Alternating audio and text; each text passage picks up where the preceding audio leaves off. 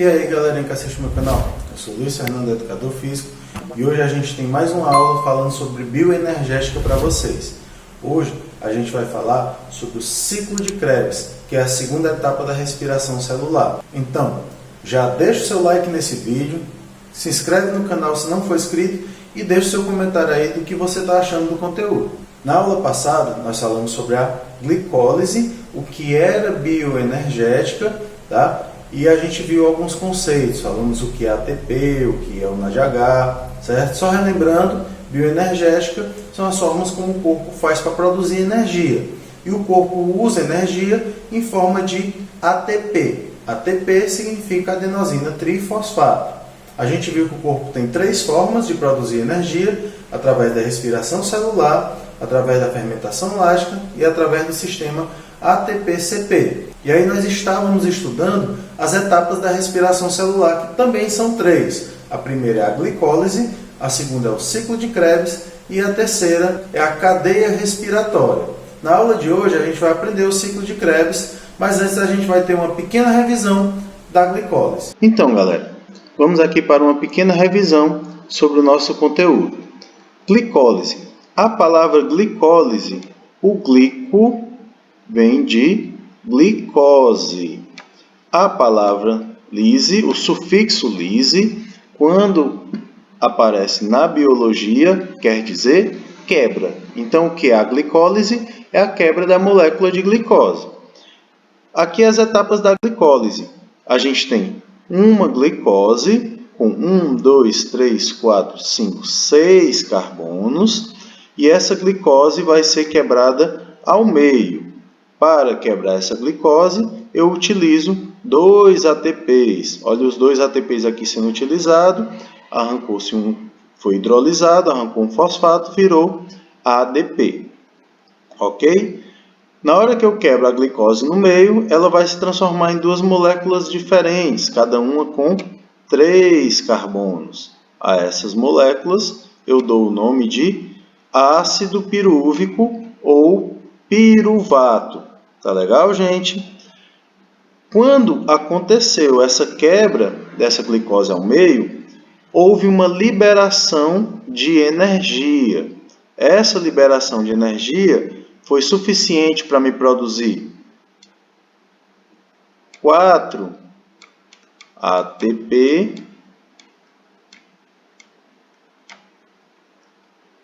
e 2 NAD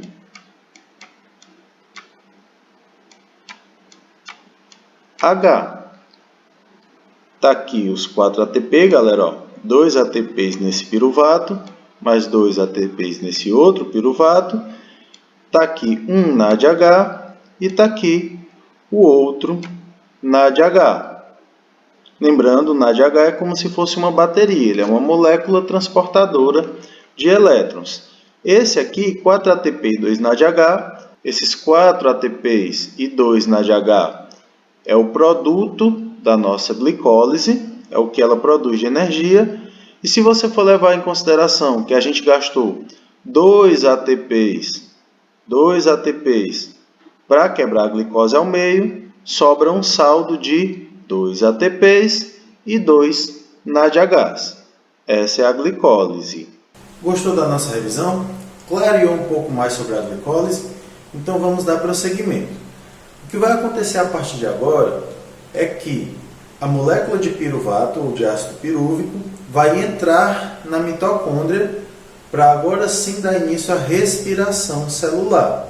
A mitocôndria é a parte da célula onde acontece a respiração celular. Tá legal? Então, a partir do momento que esse piruvato entrar na mitocôndria, ele vai se encontrar com oxigênio. Só relembrando também um fato da glicólise que eu esqueci de falar, a glicólise acontece no citosol da célula. A fermentação lática também vai ocorrer no citosol da célula. Então, preste atenção no que eu vou falar para vocês agora. A glicólise, ela faz parte de duas etapas de produção de energia. Ela faz parte da respiração celular e ela pode fazer parte da fermentação lática. Depende de quê? Do tipo de atividade física que você está realizando. Se você está fazendo uma atividade física anaeróbica, ou seja, que não precisa de oxigênio, eu vou precisar de energia de forma rápida. Tá legal? Então, o piruvato, ao invés de entrar na mitocôndria, nesse caso, ele fica no citosol e ele faz fermentação, se transforma em ácido lático, que aí eu vou explicar para vocês depois. Mas se você está fazendo atividade aeróbica, esse ácido pirúvico vai entrar dentro da mitocôndria. E a partir do momento que ele entra na mitocôndria, ele entra em contato com o oxigênio, que é a etapa que a gente vai ver a partir de agora. Então, galera, como eu expliquei para vocês, depois da glicólise, o ácido pirúvico vai entrar na mitocôndria. Está aqui o ácido pirúvico e ele está entrando na mitocôndria. Ele está passando pela membrana externa, passando para dentro da mitocôndria. Tá legal? Lá na glicólise, eu não precisei de oxigênio para quebrar a glicose ao meio. Porém, eu precisei gastar 2 ATPs. Dentro da mitocôndria, quem vai realizar as quebras, ou seja, quem vai arrancar os carbonos das moléculas, é o oxigênio. Porque dentro da mitocôndria tem oxigênio. Então, a partir do momento que o ácido pirúvico entra na mitocôndria, ele entra em contato com o oxigênio. O oxigênio vai se ligar a um dos carbonos desse ácido pirúvico e arrancar ele. Oxigênio mais carbono dá CO2. Então, galera, quando o ácido pirúvico entra na mitocôndria e entra em contato com o oxigênio, ele se transforma em CO2. Esse é o processo de respiração da gente. A gente inspira oxigênio e libera gás carbônico. Lembra que eu falei que toda vez que acontece uma quebra, libera energia? Olha aqui, a energia liberada por essa ligação carbônica que foi quebrada me gerou mais um NADH. Tá legal? Eu já disse para vocês que esse NADH vai ser transformado em ATP lá na última etapa da respiração celular, que é a cadeia respiratória, que a gente vai ver numa próxima aula. Mas vamos entender aqui. Como eu tinha um ácido pirúvico com 3 carbonos e ele perdeu um, se transformou em CO2, eu fiquei com outra substância, dessa vez com 2 carbonos, que a gente vai chamar de grupo acetil ou simplesmente acetil. Tá, galera? Então, o acetil tem 2 carbonos. A partir dessa etapa que eu tenho esse acetil agora vai ter que ser carregado para o início do ciclo de Krebs. Só porque o acetil não consegue chegar sozinho até o início do ciclo de Krebs. Ele precisa de uma enzima para carregar ele e acelerar a reação que vai ter lá na frente. O nome dessa enzima que vai carregar esse grupo acetil é a coenzima A. Então, a coenzima A vem, se junta a esse grupo acetil e forma a acetil-coenzima A. Simples assim, galera. O grupo acetil vem, se junta a coenzima A e forma o acetil-coenzima A. Essa coenzima vai carregar esse acetil até o início do ciclo de Krebs, que é a etapa que nós veremos agora. Beleza, galera. Valeu-me Deus, professor. O que é isso? Eu vou desligar o vídeo, isso é muito difícil. Calma, calma, calma. Não desliga ainda não. Tá legal? Isso aqui é o ciclo de Krebs e olha aqui a entrada do ácido pirúvico na mitocôndria. É isso aqui que a gente acabou de ver. Está aqui o ácido pirúvico, 1, 2, 3 carbonos. Ele vai perder um carbono para o oxigênio e vai liberar o gás carbônico. Está aqui o gás carbônico sendo liberado. A quebra dessa molécula, dessa ligação carbônica, liberou energia e está aqui o produto, que no caso, um NADH. Tá certo? Está aqui a coenzima A, que vai vir e se unir ao acetil, virando acetil-coenzima A. Tá legal, galera? E essa coenzima A ela vai ter essa função: carregar o acetil até o início do ciclo de Krebs. Como é que o ciclo de Krebs dá início? O ciclo de Krebs dá início quando o acetil se une ao ácido oxalacético, tá? Então, esse acetil vai se unir ao ácido oxalacético. O acetil tem 2 carbonos, o ácido oxalacético tem 4 carbonos. E aí, a junção entre o acetil e o ácido oxalacético vai me dar ácido cítrico. Tá, galera? O ácido cítrico com 1, 2, 3, 4, 5, 6 carbonos. Então, de novo, como é que o ciclo de Krebs se inicia? Ele se inicia a partir do ácido cítrico. O acetil é transportado pela coenzima A e a coenzima A faz uma reação química que une o ácido oxalacético ao acetil, formando ácido cítrico. A função da coenzima A, então, é transportar o acetil e fazer a reação de união entre o ácido oxalacético e esse acetil para ter o ácido cítrico. O ácido cítrico é o início do ciclo de Krebs. O ciclo de Krebs, a partir de agora, vai começar a produzir energia. Lembrando, como é que a gente faz para produzir energia? A gente tem que arrancar as ligações, a gente tem que realizar quebras de ligações carbônicas. Então, vamos começar a quebrar esse ácido cítrico. Olha só, esse ácido cítrico vai perder um carbono para o oxigênio, se tornar um CO2. E aí, como houve uma quebra carbônica, uma quebra de ligação, eu vou produzir mais outro NADH.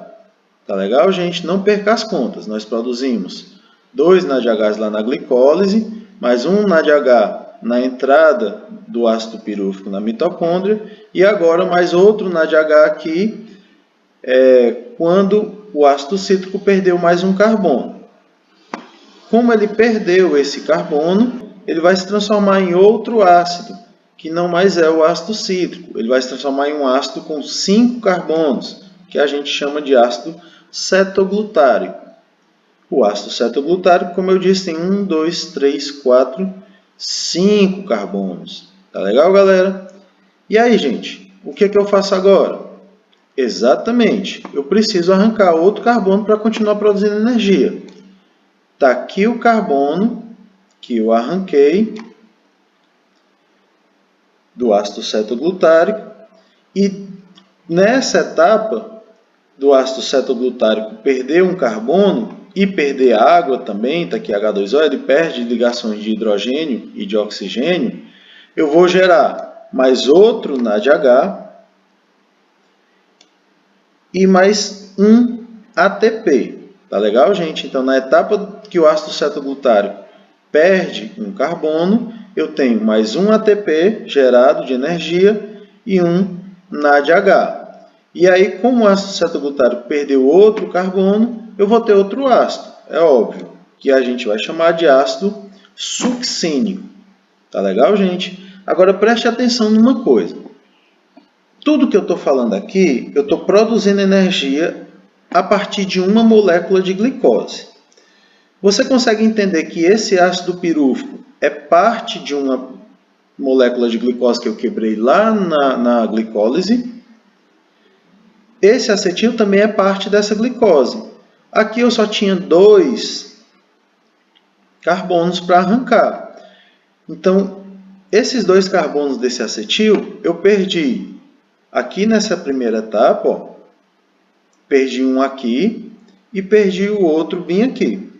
Então, eu não tenho mais glicose para quebrar, eu não tenho mais pedaços de glicose. O acetil aqui se acabou no ácido succínico. Então, a partir da etapa do ácido succínico, eu não posso mais arrancar carbono. Eu vou produzir energia, então, arrancando moléculas de hidrogênio e de oxigênio, formando água, tá, galera? O ciclo de Krebs, ele arranca ligações carbônicas, então ele vai produzir CO2 e vai produzir água e produzir energia, no caso ATP e alguns NADH e o FADH que a gente vai conhecer agora. Então vamos lá.